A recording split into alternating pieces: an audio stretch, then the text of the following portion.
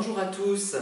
Je vais répondre aujourd'hui à une remarque qui était faite à la suite d'une de mes vidéos, la dernière je crois. Depuis j'en ai publié d'autres, enfin je vais en publier de nombreuses autres assez courtes que j'ai faites tout à l'heure et hier. Et cette personne me dit que bien qu'heureuse en ménage, sans problème particulier, elle a rencontré à son travail quelqu'un qui l'a énormément séduite, mais sans que ça aille plus loin qu'une relation, on va dire, de travail et amicale, hein, si j'ai bien compris. Et je voulais intervenir là-dessus. Et après cette rencontre, ça s'est mal passé. Elle faisait le travail donc, de son collègue de travail. Et elle a eu besoin ensuite, après ce qu'elle a vécu, de faire une multitude d'activités pour oublier cette relation terrible. On ne nous a pas détaillé ce qui s'était exactement passé après, mais on comprend puisqu'on a nous-mêmes été confrontés à des pervers narcissiques ou des personnes manipulatrices en général. Hein. Voilà. Qu'est-ce que je peux dire de ça? C'est que d'une part, une personne parfaitement heureuse avec quelqu'un peut, à mon avis,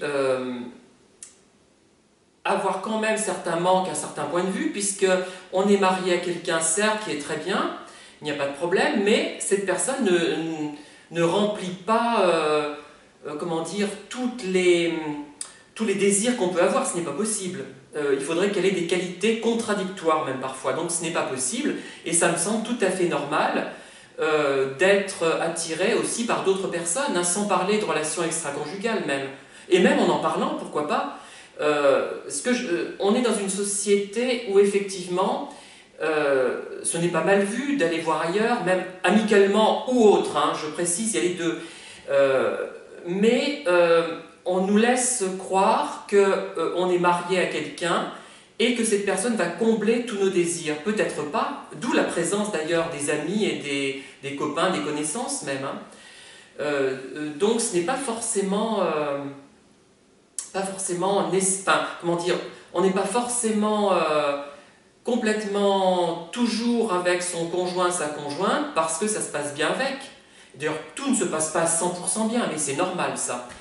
Et on peut aussi, mais ça me paraît d'une évidence complète, enfin totale, aimer plusieurs personnes. Moi je pense que je peux aimer plusieurs personnes.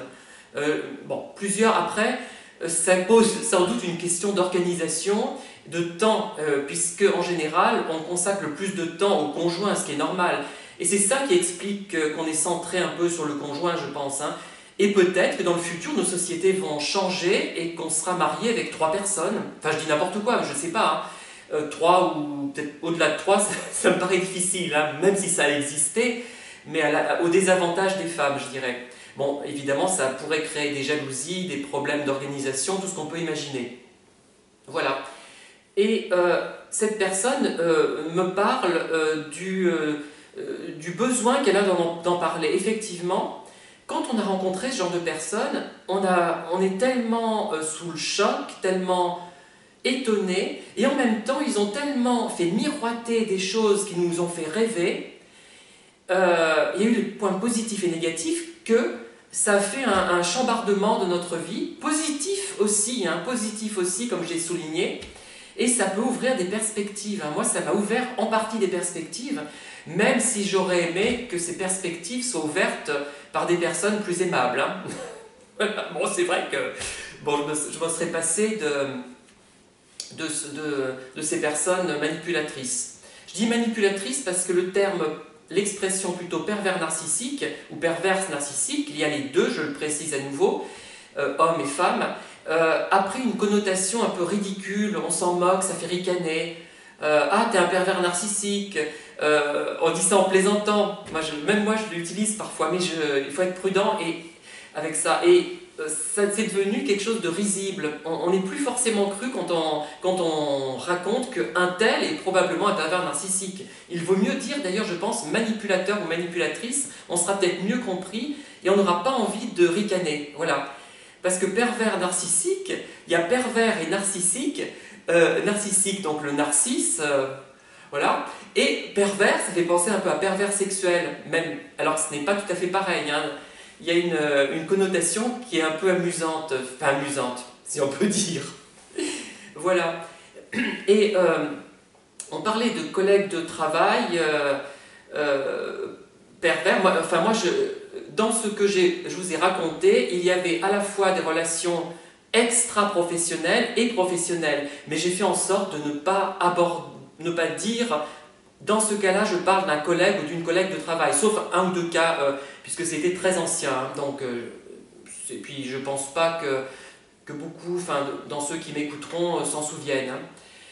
Et effectivement, et ça me fait penser aussi au rapport de triangulation un petit peu que j'ai connu dans un contexte de travail, il n'y a pas si longtemps, hein.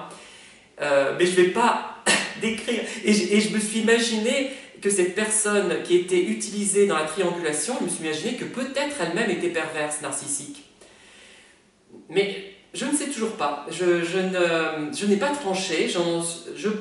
Ça peut très bien être une victime, une personne manipulatrice ou quelqu'un qui est complètement en dehors de tout ça, qui fréquente les gens de façon un peu superficielle et qui se rend compte de rien, bien que très intelligente, hein, ce n'est pas le problème, hein, mais qui a une attitude plus superficielle et qui s'entend bien finalement avec tout le monde.